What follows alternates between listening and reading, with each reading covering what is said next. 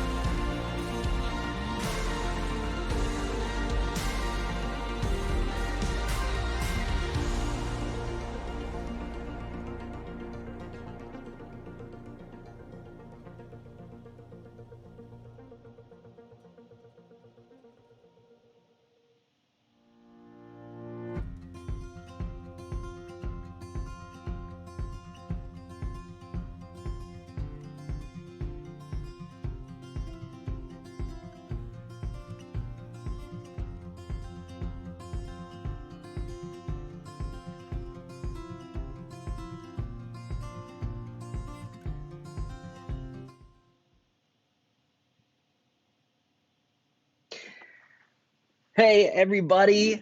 My name is Micah. I am with VitaNix and so excited to be live today. We've got a really fun guest, or I should say guests, plural, joining us today. And I'll bring them in here just momentarily to our live stream. Two just really quick housekeeping things. If you're joining us on Vimeo, the chat is to your right, and we'll be keeping an eye on that. So drop your questions there as I'm chatting with the ladies today. Shoot your questions there. We'll keep an eye on that, and I'll try to get those questions to them so we can talk about those. And then one other quick housekeeping thing: if you are not a current VitaNix customer, you may have seen this recently, but this month we had some really cool donors approach us that are doing some technology enablement grants. And so if you're not a customer of ours and you would like to use VitaNix, email us info@vitanix.com, and we will get you set up with that. Okay, that's enough housekeeping for now. So without further ado, let me bring in our guests of honor, Kimber and Ashley. Ladies, hello. How are you doing today? We're good. It's Friday. Yeah, it's Friday. Whoop, whoop. Okay, so so much fun stuff to get into, but just really quick, give us the quick lay of the land here. Who are you, Kimber? Who are you, Ashley? And what do you two do? Oh, well, that's a loaded question, right? Who are you? Who are you? Hi, I'm Ashley Stallings. I am the program director here at Upper Valley Child Advocacy Center. I'm also a trained forensic interviewer as well as a trained family advocate. I have my bachelor's degree in psychology and my master's in child advocacy and policy. And I'm just happy to be here. Kimber and I did a little thing, how many years ago now? I guess technically started 5 years ago. Mm-hmm. We did a little thing, and so we're just happy to be here and talk about our experience. So Is it me? Yeah. Is it my turn? Oh, okay, it's my turn. So I'm Kimber. I'm the executive director. Fun fact about how you become executive director is that when you're deciding who does what, you play nose goes and you lose. If you lose, you're the executive director. That's how that went down. I'm also a trained forensic interviewer. And let's see, I have my bachelor's degree in multidisciplinary studies and a certificate in applied leadership. And during the pandemic, I thought, this feels like a really good time to take on something difficult. So I started a master's program, and I'm finishing in less than 3 months, and I'll have a master's in public administration. So good life choices are being made over here. So you two basically have nothing going on. It's just life is kind of boring and not much happening right now. Yeah, very, very boring life.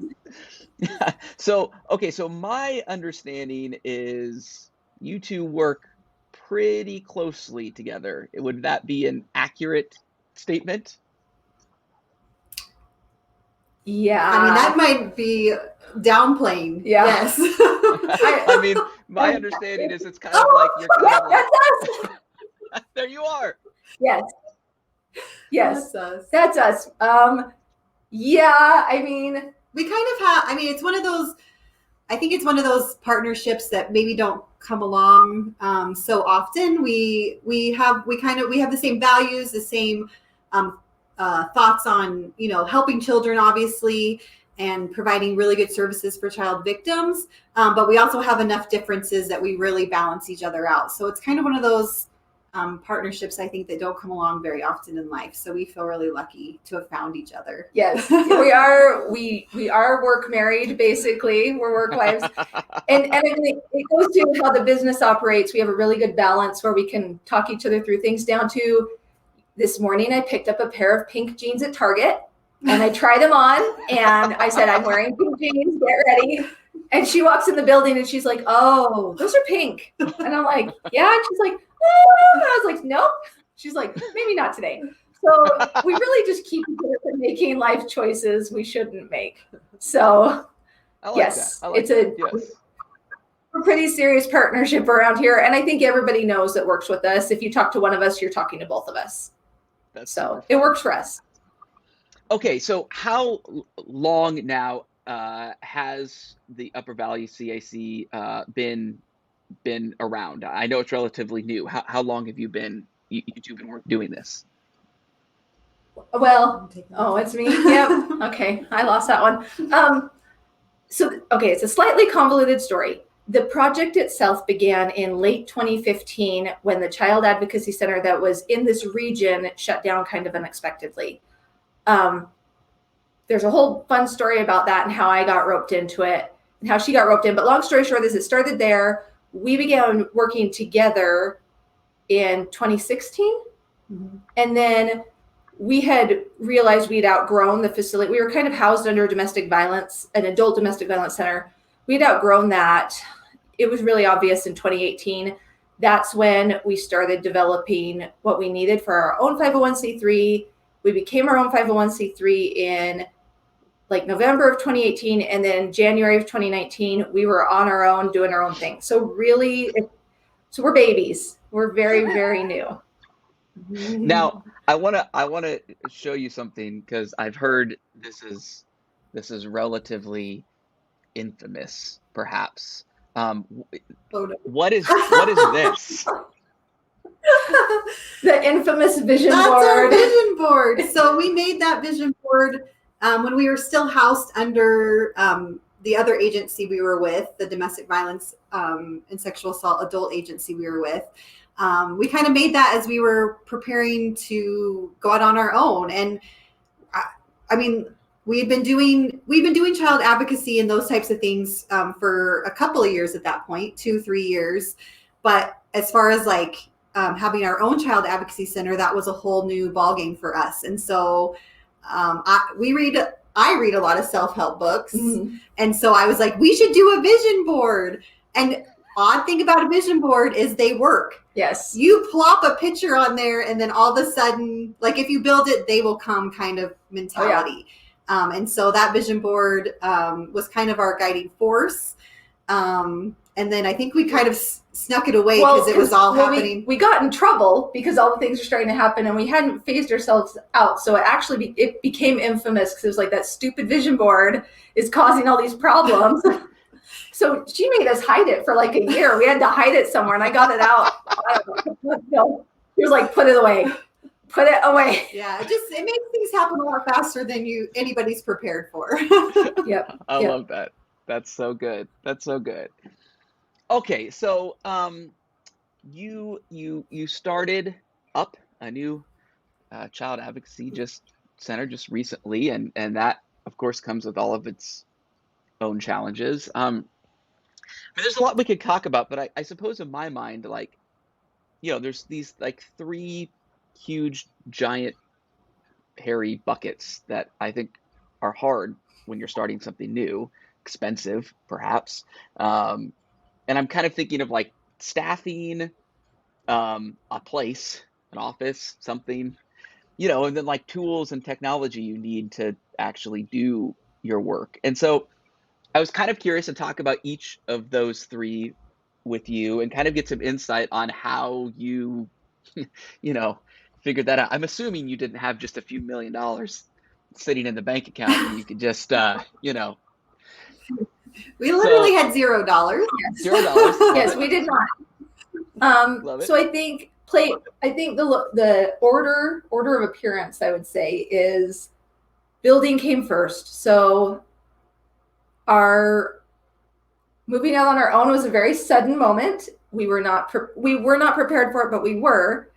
And with that in mind, we had a very good board that helped us get publicity very quickly. And within 24 hours of finding out that we had to have a location, we had a location. We had several actually that people offered to donate. So there was a local business here that ran a doctor's office and they had a whole downstairs section that it was teeny. It was really, really small. But they said, you can have it for free.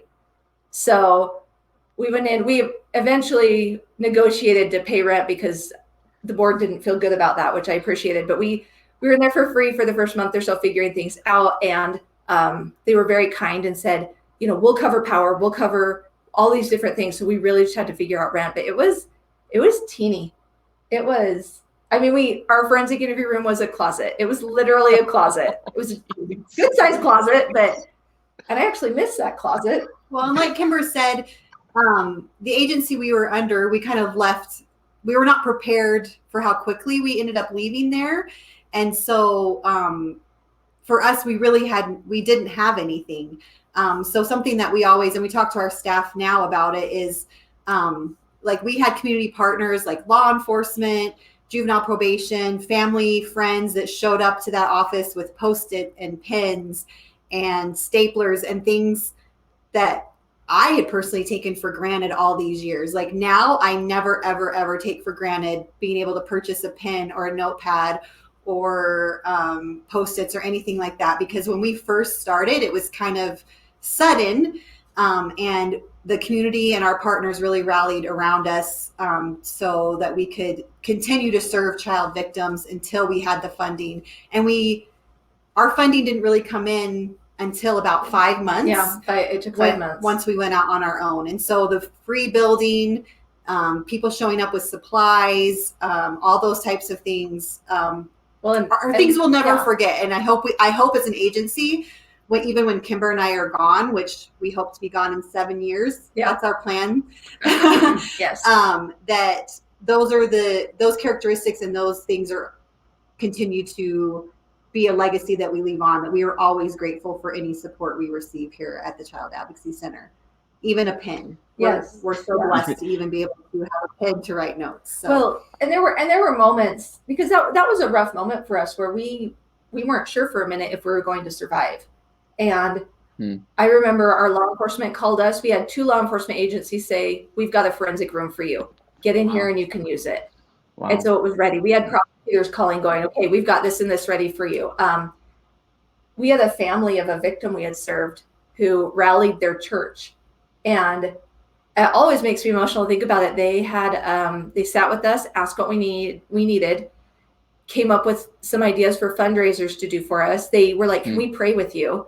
And we were like, you bet. And we all sat in a circle and prayed. And then the pastor had been like, oh, I need to go use the bathroom. I don't remember what I said, but he came back with like $300. And he was like, here, just take this. And it was emotional. And we had that happen a lot that first year, where people knew what we were doing. We spent time in the community telling people what was going on. We used our social media and said, this is what's happening and this is what we need help with. And people would just show up. We had that first year, we had a lot of people waive fees because they were like, I believe in what you're doing and I want you guys to succeed. And I think a lot of that was when you tell your community what you're doing and why it matters, they're going to help you. They just need to know how to help. And that's something we've continued on. I mean, even now that we receive grants and those types of, our funding is pretty much covered that way.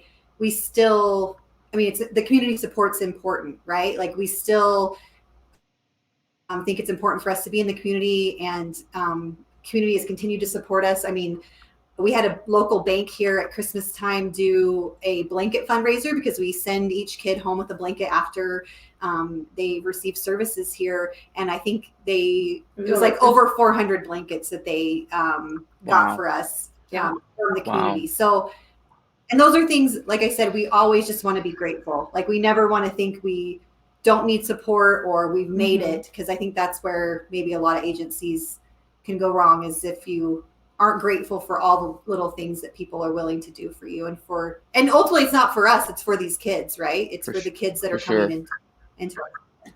Yeah. So that's so location, going back in time, if I were new and I were trying to find locations, some things that I would do. One, I would get out there to the press. That's how the right people found us.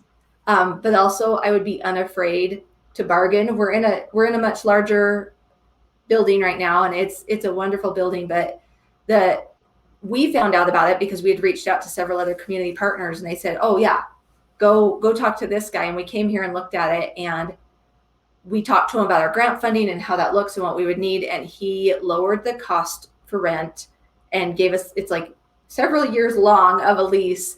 And then he was also willing to pay the utilities. Wow.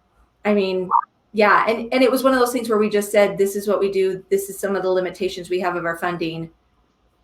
Would you be willing to help us? And he was like, absolutely. So I think sometimes That's it's cool. asking, because for them it's a tax write-off, and for us it's a donation in kind, which for a lot of grants you need that match. So it solves both of your problems. So that's what I would tell people, is always ask. The worst thing that they say is no. So, and Yeah, she that's knows really- I'm a deal hunter. So, you know, I always ask.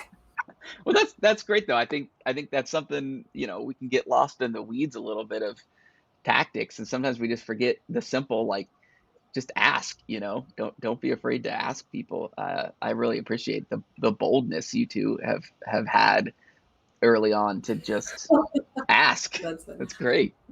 Yeah.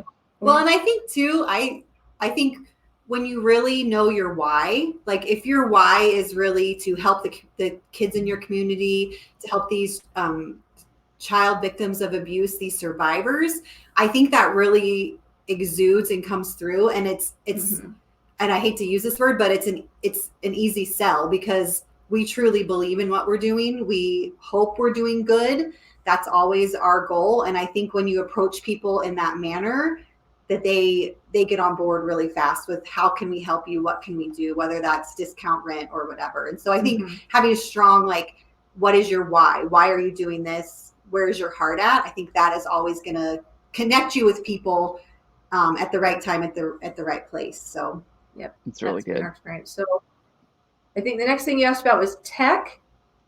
Well, before we get to that, so talk to me about people, team, like, and not necessarily just staff, but like, you probably can't do all of this completely on your own.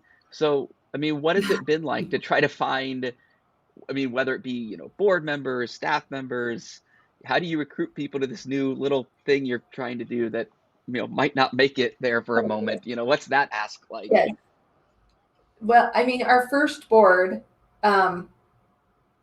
we were very particular that we knew there were certain things we needed.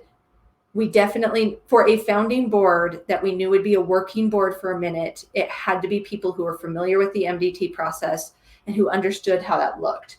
And we also needed a money person, because I think math is tricky. Math is super tricky. And I think we all know that nonprofits, especially ones involving kids, are vulnerable to people abusing that funding. So we really wanted somebody who was amazing at math and would make sure that we did a good job. So we put together our little dream team, our own personal set of Avengers that we had the mental health component, we had a prosecutor, we had a detective, we had our money person, and we had somebody who had been a trained SANE nurse, which just gave us the components we needed, particularly two that we knew would be weak at first, which for us was our medical and mental health. We were still trying to figure out how that would look in a new agency.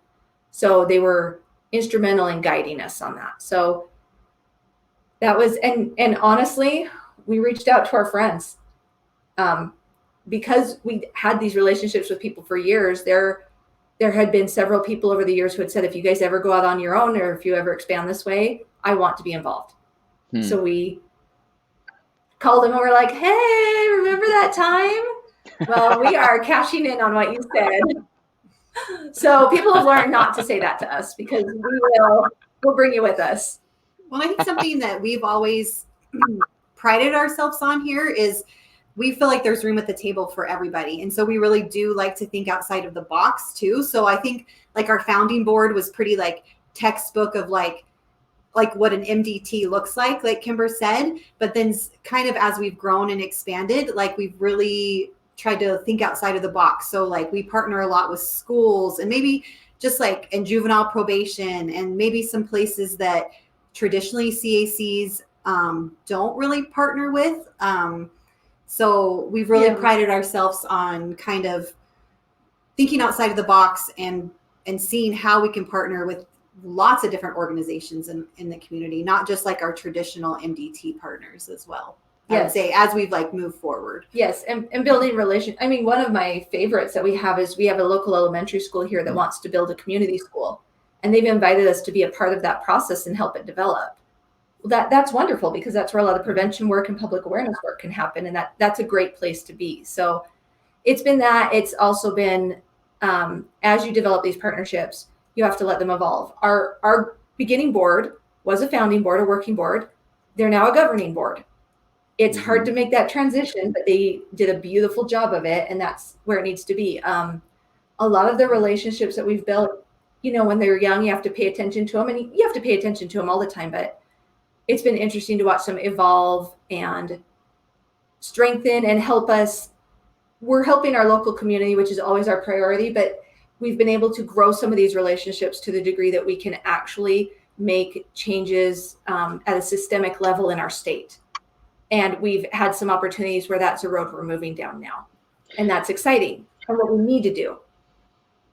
Yeah, and it just seems like, this relationship piece has been such a key to everything you're talking about here, and obviously you two had those community relationships, but if you don't, maybe, it sounds like first thing you need to go do is find that person. If that's not you probably need that person, right? Yes. Yeah. Well, and I think something to be said for us, that for better or for worse, we're not afraid. So we've walked into a lot of rooms and been like, hey, I don't actually know you, but I'm pretty sure we should be hanging out. So let's figure this out and be friends. I love that. And it's, and sometimes Ashley's who they prefer. Sometimes I'm who they prefer. Sometimes they like both the crazy girls. But we walk in and people show up to us and say, I don't know how I'm supposed to be involved with you, but I think I'm supposed to be involved. And we're always like, get in here. It's also learning with your partnerships that sometimes a partnership you think should look a certain way won't, or that person for whatever reason isn't your partner. And it's okay to say, they're great, they're wonderful, but they're not my people. And I need to keep moving towards my people, because you'll find them. And I think we do. Our medical, for years, we could not get our medical component quite right. It was just, it was so frustrating. And then one of our board president at the time said, I know somebody. She's starting her own business. She has time and an interest in this. We think you should meet. And she invited her over, and we sat and talked, and she's our medical director, and she's amazing. And she was instrumental in us being recommended for accreditation through NCA. So that's really cool. That's really cool. Yeah, you just have to be open and see what comes. And again, if you use your infamous vision boards, it'll just show up because it knows it has to. The vision board. Yes. I mean, seriously, like, I'm going to get off this call and just go make myself a vision board. Apparently that's be so careful. Just get ready. Okay. So let's talk about kind of the block and tackle of, the technology, the equipment you needed, like, and that type of stuff. That can get confusing. It can get a little expensive. It can get techie and IT. Yeah. And so how did you two gals, figure that side of this whole thing out? I mean, have we figured it out? I mean, let's be clear. That's a great question. I would describe that process as an unending dumpster fire, but that's okay. I mean, it's like we said, when we started, we had $0. So really, like, is this embarrassing? And it's just the truth. So I don't know. No, we're just going to tell you how it was. We had no equipment. And so we went and got, like, what was it? Like it was like a ring. I don't know. No, it wasn't even a ring. It was a security system. We were like, well, let's see if this will work. So we went with the little bit of money we had in our bank account and went and bought a security system and made my husband come in. We were like, so you're going to install the system and make it be a forensic interview system. And he's like, that's cute. So we did. And then we reached out to a ton of different people who came to the office, who played with it, who said, add this, do that. And we seriously cobbled to, it was a Frankenstein of a system. And I am not going to tell you it worked well. It was limping along, but it worked. And the key there for us is we did not, because we had forensic interviews still scheduled when this happened. So we were like, we have a forensic interview next week and we don't have any equipment. So we did not have to reschedule a single interview or anything. Well, and I think really, I mean, you just have to be willing to be creative and do trial and error. I mean, we really didn't have any other choice. And so when you don't have any other choice, you solve the problem, right? And so we did what we could with our budget, and it was not much, but it was not good, and we knew it wasn't good. And as we used our little Franken system, we were like, no, this is So one day, one of our cops came in, and we love the guy. He's not the most patient fellow, but he says it like it is, and he's like, hey, dummies, have you ever heard of a GoPro? Which I was like, yes, we've heard of GoPros. And he's like, why don't you do that? And we were like, we hadn't thought of that. So we borrowed his GoPro, and we tried a couple interviews with it where we would use the GoPro, but then they were watching live using the Frankenstein together forensic system. And what we found is everybody really liked the GoPro for the interviews. The sound was really good. The videos, it's really high quality, which it has to be because people are jumping off cliffs. We're not doing that, but we could try it. Either way, so we started using the GoPro, and it worked really well. So then we realized if you have an $80 webcam, you can spend more if you want to be fancy, but you can get them on sale for $80 and connect it to a computer for law enforcement to watch on a tablet. And then you have a GoPro, you've got a system for easily under $500. I think that's a really big deal because, I've talked to a number of CACs who are looking at these systems that cost thousands and thousands of dollars. It's insane. Yeah. Yes. And so, and we had that before. Before we left the other place, they had like a $10,000, $20,000 system that gave me fits on the regular. We don't have a temperamental system now. We have a sturdy little GoPro and a webcam. Sometimes simpler is better. There's not much. Oh, I say this, knock on wood. There's not much that can go wrong. There are things that can go wrong, but it's just less, it's just way simpler. We just have a GoPro, we have a webcam, and for us, for budget and for our small IT brains, it just makes a lot of sense. Yes, well, and being a rural agency, there are times that we have to go, because we work with kids in juvenile corrections, we have to relocate. So I literally, either one of us, we load our bag, we throw our laptop in, we throw in a GoPro and a notebook, and we're down the road, and we can record the whole thing anywhere that we need to. Now, so you mentioned something that is kind of interesting to me. A number of the CACs that I get the opportunity to talk to happen to be in larger cities, Dallas, Chicago, what have you, which is great. But you're in a bit more of a rural area, not a big, giant, bustling metropolis. How do you feel like that makes it different for you? Like, and what are the unique benefits, challenges of that? I think we don't know any different. There's that. So ignorance is bliss, right? But I think definitely location of our center. I think we've really had to be thoughtful about where we're at in relation, because we do serve such a wide area. I think also the ability to pack up and go. So if for some reason someone can't get to us, in fact, we are working, us and our sister CAC in Boise, we've got awarded a grant, and we are now working on building a mobile child advocacy center. So that's awesome. Someone, probably her, will be driving this RV so that we can go. Yep, nose goes. So that we can go to these families, because we do struggle with families that it's hard for them to get here gas wise, take the time. We've got some families that are driving, an hour to come see us. And so this way we can drive to them. And once again, it was just thinking outside of the box. I have to say that was Kimber and the other director at the Boise CAC. That was their kind of dream, that I was like, we're going to what? But I think it actually, when we're thinking about serving children and serving this area, it makes a ton of sense, because we are not super close to a lot of the counties that we serve. So it definitely provides that challenge. I think it also provides a challenge in the way with partnerships, making sure that we're connecting with those partners, law enforcement, prosecutors that aren't so local to us, that we don't get to see all the time, just making sure we're checking in with them, things of that nature too. Well, and there's the technology thing. Again, we like to work kind of smarter, not harder.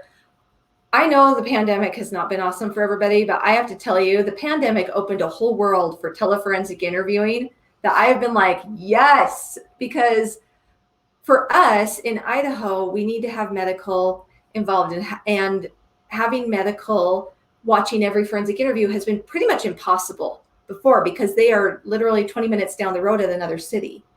Well, now we can use our Zoom because we upgraded to that HIPAA compliant Zoom. So that's what, when they're watching in the other room, that's what they're watching is through a Zoom call. And law enforcement, health and welfare can be in here. Prosecutor can be there. Everybody can be here. But what we've had to do multiple times is medicals watching live from where they're at. Sometimes your prosecutor has to watch from where they're at. If health and welfare's got 40,000 other things going on, they can sit in their car somewhere and watch the interview and get everything figured out so we can do the whole thing live. Yesterday, we had a case where my cop was over an hour away and the prosecutor. And so they were able to watch the forensic interview while it was happening and get it, which is what we needed, but we couldn't find a solution that wasn't, everybody has to find themselves getting over here. This is a great way to save time, save money, better use our resources. So tele-interviewing and using that, and then on top of that, because we use VitaNext, to be able to say to them, hey, within about 20 minutes, you're going to see that system or that interview. And they've really liked that because they don't have to come in and pick it up. It's here and it's ready to go. So we have found technology as our friend. It's been really nice and really helpful. So. And do you see that continuing now? I mean, well, maybe someday the pandemic will go away. I don't know. At this point, it may be here for the rest of our lives. But assuming someday it goes away, do you still, do you guys think that you'll try to continue to do that with your MDTs? Yes, I don't think we'll change this. We're able to use this now for families for tele-advocacy. We can use Zoom is what we use, but being able to use that to contact families. Again, we have a lot of kids that are like in the juvenile justice system and their parents might be hours and hours away. This is how we can get everybody connected and access to services. Doing forensic interviewing this way is working really well for our partners because we have one agency that has 3 law enforcement officers in the whole county. Wow. And they're over an hour away. Driving here, that just might not be doable for them. Yep. So it's working really well for our partners and in a rural area. I think it's the way to go. And it is one thing I'm very grateful to 2024 is it gave us the ability to get creative again and find a way that actually strengthens our team. And just to be clear for anybody who's watching who's not using this, Zoom specifically has like a HIPAA compliant way to do this. Like, we're not necessarily suggesting you go just jump on any old video streaming service. No. I'm sure. No, but you have to pay the monies for the HIPAA compliant, but it's definitely worth it. It's definitely been something that I think we're surprised how much we've ended up using it for sure. Yeah. Well, because we use their phones. We've moved to a virtual office for quite a bit. So we use the phones for them and then we have all the accounts and it's great, but it does cost a little. However, from what we have had no issues getting that funded because it's crucial. And instead of buying a $20,000 system that we have to fix every couple of years, we replace a GoPro and a webcam every so often. And the other portion that makes this work is updated constantly by Zoom or whatever company you use. That's cool. So it works great. That's very cool. Okay, so I think I could talk to you gals for 3 or 4 more hours, mostly because you're just fun to talk to. But I'm sure there's important things we can talk about too. But okay, so if we were kind of bring this home, like, and Kimber, you did this a little bit earlier, but looking back on a little bit ago when you started this thing, if you could kind of go back and give yourself 1 or 2 pieces of advice, right? Like, what would that be? What would you go tell yourself as you're starting up a CAC? Hey, piece of advice now that I've been through it. You say run, run, girl, run. I would, in the words of Whoopi Goldberg from Ghost, I'd be like, girl, you're in danger. You're in danger. Yeah. No, I would not want to go back in time because I feel like I'd be like, sis, you could go be a piano teacher again. Don't be crazy. But in all seriousness, I think if another person were here, that'd probably be the way to go. I would say, one, don't be afraid to ask questions and don't hold on to that pride anymore. One of the best things that happened is this literally beat the pride out of us. We have no pride. So we're not afraid to be like, I don't understand. Help me understand. And I would just say, just ask for help, because you'll be shocked at how many people are just waiting for help. I would throw this because you talked about staffing earlier and we didn't quite hit it, but I would say this is something I would tell other people too. Don't overlook your interns. You get some really amazing interns. You have to be very mindful of the federal guidelines so that you're not using them as free labor, because of course there are some rules there. But our team is almost every single person is somebody who was an intern with us that we hired. That turned out amazing. And in fact, Ashley, are you still an intern then at this point? Is Ashley still an intern at this point? Yes. I go get the coffee. That's what I do. I got it this morning. You got the coffee this morning. I got it this morning. She got it. I actually was an intern during this whole time. I was finishing my degree. And I was like, can I be an intern if I'm the executive director? And whoever my counselor there was like, I don't care what you do, go nuts. And I was like, okay. Whatever. I question this college now. It's fine. Listen, we don't care. They gave me my degree. But I think volunteers too. I think the great, and I think this all goes back to what we were talking about earlier, is just knowing your why and making sure your team and everyone around you understands the why, and that there's a strong belief in what you're doing and why you're doing it. And so I think when you have volunteers or interns that are doing the work for free and they love it, then those turn into really amazing employees because they get the why. They understand that this is not just, it is a job, but it's not just a job. It's much more than that. And so when you can surround yourself with people and then pay them, I think that is a win-win for everybody. Well, and even a thing to remember there too is every person that comes through this center, whether it's a volunteer, a child, a community partner, our goal is that they leave here better than when they got here. Whether it's we gave them a soda pop because they needed some caffeine, to we had that conversation, to we taught them some skills that helped them grow and evolve. I mean, I hear a rumor, I don't know if you heard, but one of our first interns might be watching this right now from her little spot in the South. I hope she's watching. She was an amazing intern, and we hired her even though we knew she was going to leave us soon, but she was so good we had to. And then she applied and got a job in the South, and she's a forensic interviewer now. And that's a huge thing for us, is we want people to come through here, whether they work here or what have you, and they're able to continue to be a part of this good work. And I think that's actually what I would tell myself. I'd go back and be like, you're going to do a thing and it's going to be really hard, but it's going to change the world. I don't know how yet, but I know that we're starting to change this corner of the world. And that's what matters. Cool. Kimber, Ashley, it's been amazing to talk to you today. So thank you so much for just giving us a few minutes of your time, giving us a little insight into what it's been like to start things at the Upper Valley Child Advocacy Center.